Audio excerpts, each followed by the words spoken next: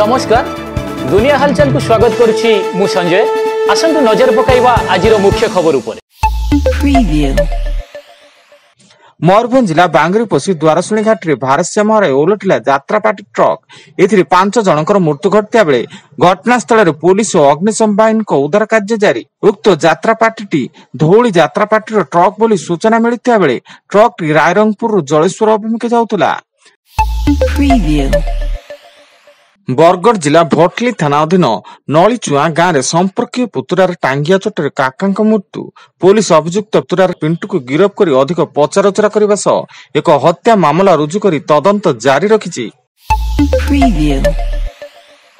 मालकानगिरी जिला Kalimela fire station निकट में नाकारे पुलिस जानवाहन जांच बेले एक आइचर ट्रक रु 631 किलो ओजन गंजेई जबत। ट्रक कुंडा बस्ता डाला भितर यह गंजेई को लुचाई रखा जाइथिया बेले जहार आनुमानिक मूल्य प्राय 70 लाख टंका हेबे बोली अनुमान।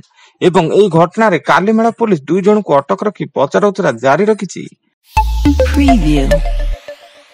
राउरकेला रे सुआ चालाना राकेट ठाब वन्य जंतु संरक्षण आईन को उल्लंघन करी छत्तीसगढ़ बिहार और कोलकाता को सुआ शाबक चालान करा जाउथबा बेले वन विभाग 2 जन को गिरफ्त करिछि। मयूरभंज जिला 220 नंबर जातीय राजपथ बहलदा थाना अंतर्गत बानाडुंगरी निकट में जड़े युवक को धक्का देला आयरन बोझी ट्रक। फल स्थानीय लोके बानाडुंगरी छक निकट में क्षतिपूरण दाबी करी रास्ता अवरोध करथिले।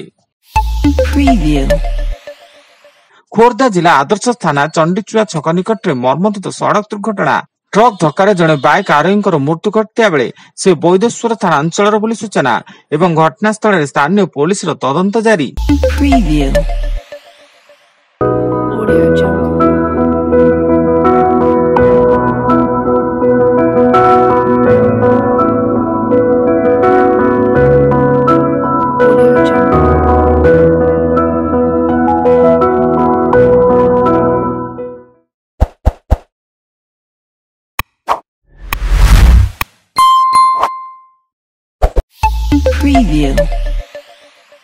राज्यर अधिकांश स्थान में कोहला पाग सागु झिपिझिपि वर्षा जारी। संबलपुर में सर्वाधिक 25.1 मिलीमीटर वर्षा रेकर्ड करा जाइतिया बेले अताबिरा रे 24.2, नयागढ़ रे 21.6, विजयपुर रे 18, डुंगरीपाली रे 17.2, उलंडा रे 16.2, रेडाखोल रे 16 मिलीमीटर वर्षा रेकर्ड करा जाइछि। एवं आसंता 26 रु पागर परिवर्तन हेबा सह राति तापमात्रा 2 रु 3 डिग्री खसिबो और शीतर परिमाण बढ़िबो। भद्रक निशा निवारण केन्द्र में युवक को पिटी हत्या। मृत शरीर में क्षत चिन्ह थिबारु युवक जन को पिटी हत्या करा जाइतिया नै युवक परिवार लोके धामनगर थाना रे अभियोग करिया पर पुलिस तदंत जारी एवं मृतक जनक जाजपुर अंचल बोली सूचना।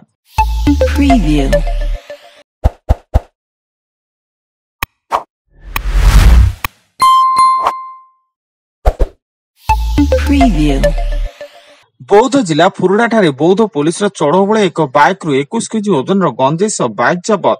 एथिसह 2 जन को गिरफ्त करा जाइतिया बेले गिरफ्त 2 अभियुक्त हेले अनुगुल जिला 8 मल्लिक ब्लॉक छपरा ग्राम दिव्यकांत प्रधान और दिलीप विश्वाल।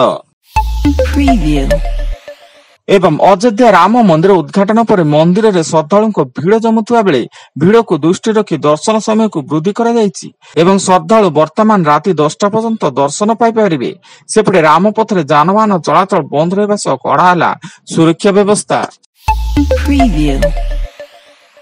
आज एतिकी अधिक खबर जानिया पाई आम वेबसाइट विजिट करंतु www.duniyahalchal.in।